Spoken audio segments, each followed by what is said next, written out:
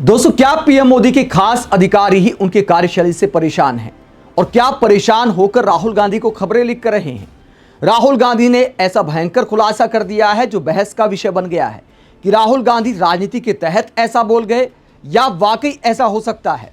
इसके अलावा एक साल में क्या हो सकता है, राहुल गांधी ने यह भविष्यवाणी भी की है, लेकिन क्या उसमें दम है?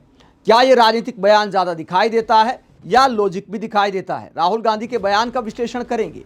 इतना जरूर है कि राहुल गांधी के इस बयान के बाद हो सकता है पीएम मोदी और मुख्य चुनाव आयुक्त ज्ञानेश कुमार अपने आसपास के अधिकारियों पर डाउट करने लगे। राहुल गांधी आदिवासी सम्मेलन में बोल रहे थे। दिल्ली में आदिवासी कॉन्क्लेव का आयोजन था। वहां राहुल गांधी आर्थिक सुनामी की बात करते हैं। भले सरकार ने सोना बेचने वाली खबर से तो इनकार कर दिया, फेक न्यूज बता दिया, लेकिन आर्थिक संकट एक जमीनी हकीकत है और प्रधानमंत्री के सामने चुनौती है इस आर्थिक संकट का सामना करने की। लेकिन सवाल ये उठता है कि क्या पीएम मोदी के पास कोई प्लानिंग है? राहुल गांधी ने दावा किया कि पीएम मोदी के पास कोई योजना नहीं है। एकदम से जनता को उनके हालात पर छोड़ दिया गया है और जो ब्यूरोक्रेसी में अधिकारी हैं वो परेशान हैं और परेशान होकर खबरें लिख कर रहे हैं। राहुल गांधी ने दावा किया कि मुझ तक खबरें पहुंचाई जा रही हैं, धड़ाधड़ पहुंचाई जा रही हैं।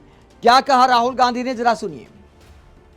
आर्थिक सुनामी आ रही है, भयंकर आर्थिक सुनामी अब आ रही है। उसका कारण है कि हिंदुस्तान का जो प्रोटेक्शन का सिस्टम था, जो इंटरनेशनल इकोनॉमी से एक प्रकार से शॉक अब्जॉर्बर था, उसको बीजेपी ने हटा दिया है। तो एक तरफ से भयंकर आर्थिक सुनामी आ रही है, प्राइसेस बढ़ रही हैं, और ये अभी शुरुआत देखी आपने। ऐसी इकोनॉमिक क्राइसिस आएगी हिंदुस्तान में जो आपने अपने लाइफ में नहीं देखी होगी। ये हो रहा है, इसको अब कोई रोक नहीं सकता है। दूसरी तरफ क्या हो रहा है, हिंदुस्तान के अंदर, सिस्टम के अंदर इंस्टीट्यूशनल रिवोल्ट हो रहा है। तो आप सोचती हैं कि इलेक्शन कमीशन फुली कंट्रोल्ड है। वो 3 साल पहले फुली कंट्रोल्ड है। चीफ इलेक्शन कमिश्नर के मैसेजेस मेरे पास आ रहे हैं। Head of intelligence system, senior judiciary, सारों के सारे रिवोल्ट कर रहे हैं, इंफॉर्मेशन दे रहे हैं हमें। तो जो कंट्रोल का सिस्टम था एक तरफ से, वो कोलैप्स कर रहा है अंदर से, क्योंकि लोगों को दिख रहा है कि जनता का प्रेशर अब ऐसा भयंकर आएगा, अगर हम इस रास्ते पे चलते गए तो हमारे लिए रिस्क हो जाएगा। आप क्या सोचते हो, अगर जनता को मालूम है कि इलेक्शन सिस्टम रिग्ड है और जनता की मतलब इकोनॉमिक प्रेशर, गरीबी, दर्द के कारण जनता में गुस्सा आ गया, आप क्या सोचते हो कि इलेक्शन कमिश्नर को डर नहीं लगेगा कल क्या होने वाला है? तो अब क्या हो रहा है, सिस्टम अंदर से ऐसे हिल रहा है पूरा।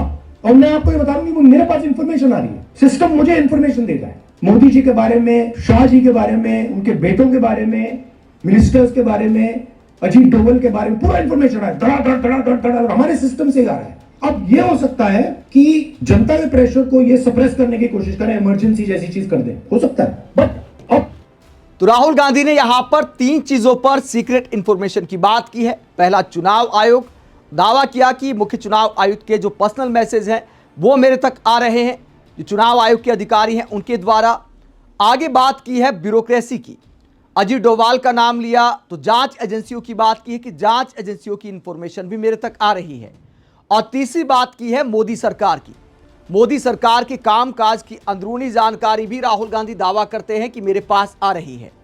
आगे राहुल गांधी क्या भविष्यवाणी करते हैं, जरा सुनिए। अब हम दूसरे स्टेज में जा रहे हैं। पहले हम फुल कंट्रोल स्टेज में थे, अब ये आउट ऑफ कंट्रोल जा रहा है इनके। मैं मोदी जी के पास जाता हूं, जब मीटिंग में जाता हूं, मैं आपको बताऊं, मेरे पास मोदी जी के पर इतना इंफॉर्मेशन है, मोदी जी जानते हैं, मैं भी जानता हूं। जब मैं उनसे मिलता हूं, भैया हाथ में हाथ लगाना ना, हिलना पड़ता है, क्योंकि वो जानते हैं कि जिस सिस्टम को मैंने कंट्रोल किया था वो सिस्टम कोलैप्स कर रहा है और पूरा इंफॉर्मेशन इसको दे रहा है। तो ये डायनामिक चल रही है। और आप देखना, मेरे अंदाजे से, मेरा असेसमेंट है, 1 साल के अंदर मोदी जी प्राइम मिनिस्टर नहीं होंगे।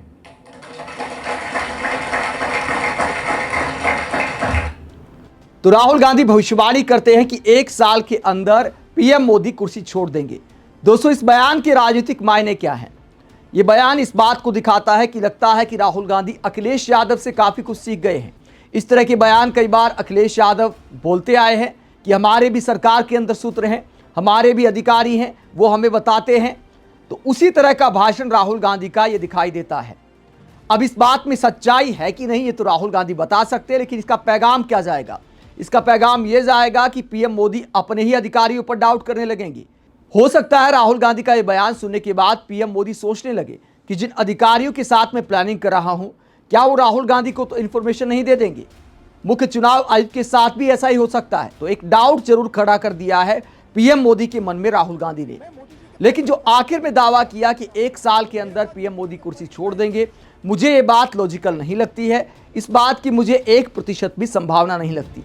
भारत में नेता कुर्सी का मोह अंतिम सांस तक नहीं छोड़ते। जहां तक पीएम मोदी की बात है, उनका राजनीतिक सफर, राजनीति करने का तरीका, छपास की बीमारी, विज्ञापनों में छाए रहना, अपना चेहरा हर जगह चमकाना इस बात को दिखाता है कि उनका मोह तो और भी तगड़ा है। तो जब तक सेहत ठीक रहेगी, पीएम मोदी मुझे नहीं लगता कुर्सी छोड़ने वाले हैं। अगर छोड़ना होता तो 75 का होते ही छोड़ देते। माना कि 75 पार के नाम पर लालकृष्ण आडवाणी, मुरली मनोहर जोशी जैसे नेताओं को मार्गदर्शक मंडल में डाल दिया गया, लेकिन एक बार भी मार्गदर्शन नहीं लिया। मार्गदर्शक मंडल की कोई मीटिंग की खबरें सामने नहीं आई कि कभी पीएम मोदी ने जाकर मार्गदर्शन लिया हो। तो अच्छे अच्छे नाम रचने में पीएम मोदी माहिर हैं। नाम रचकर बड़े नेताओं को किनारा कर दिया ताकि पार्टी में एक छत्र राज कायम रह सके। एक छत्र राज कायम हो गया। अब बीजेपी का मतलब मोदी हो गया है। वरिष्ठ नेता किनारे हो गए हैं। तो अब कोई सवाल नहीं पूछने वाला कि भैया 75 पार के नाम पर जिनको किनारे लगा दिया, अब आप भी 75 के हो गए हो, तो अब आप भी किनारे लग जाओ, औरों का भी नंबर आने दो। ना किसी में सवाल पूछने की हिम्मत है। जब मीडिया एक आध बार सवाल करता है तो कहा जाता है कि देखिए, पार्टी के संविधान में तो कोई लिखा नहीं है। अमित शाह के बयान की खबर आप देख सकते हैं। जब अरविंद केजरीवाल ने दावा किया था कि पीएम मोदी 75 का होने के बाद कुर्सी छोड़ देंगे, तो अमित शाह ने क्या कहा था? अमित शाह ने कहा था कि 75 की उम्र के बाद कोई पीएम नहीं रह सकता। यह नहीं कहता बीजेपी का संविधान, आगे भी मोदी ही संभालेंगे कमान। तो अमित शाह 2024 में ये बात करते हैं, लेकिन 2019 में क्या बोला था? जब मार्गदर्शक मंडल के नाम पर वरिष्ठ नेताओं का टिकट काट दिया गया था, 75 पार के नाम पर क्या बयान दिया था अमित शाह ने? जब लालकृष्ण आडवाणी और मुरली मनोहर जोशी की टिकट काटने पर सवाल पूछा गया था 2019 में, तो 4 अप्रैल 2019 की खबर देख सकते हैं टाइम्स ऑफ इंडिया की। इसमें दिखाया गया है कि अमित शाह ने बोला कि पार्टी का फैसला है कि 75 पार के नेताओं को टिकट ना दिया जाए। यानी पीएम मोदी के मामले में नियम अब अलग हो गए हैं। और मुझे तो इस बात की भी पूरी संभावना दिखती है कि हो सकता है 2029 का चुनाव भी बीजेपी पीएम मोदी के चेहरे पर ही लड़े। अगर पीएम मोदी स्वस्थ रहते हैं तो राहुल गांधी के इस बात में वजन थोड़ा कम लगता है, लेकिन राजनीति में दावे किए जाते हैं और ऐसे दावों को लेकर चटकारे लिए जाते हैं। उसके बाद वो विमर्श का विषय बन जाता है। तो पूरा छवि बनाने बिगाड़ने का ये खेल होता है राजनीति में।